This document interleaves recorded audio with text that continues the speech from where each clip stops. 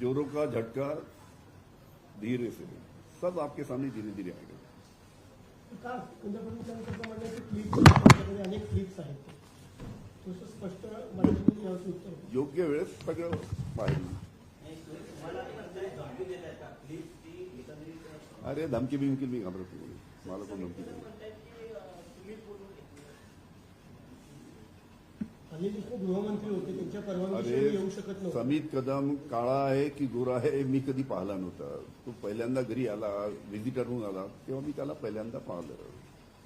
ते तेव्हा मी ते व्हिडिओ क्लिपिंग दाखवली तेव्हा काय बोलला होता ते समजेल ना सगळं. ठीक आहे, एवढंच मला सांगायचं. एक मिनिट, ते फोटो देते सगळे. एक मिनिट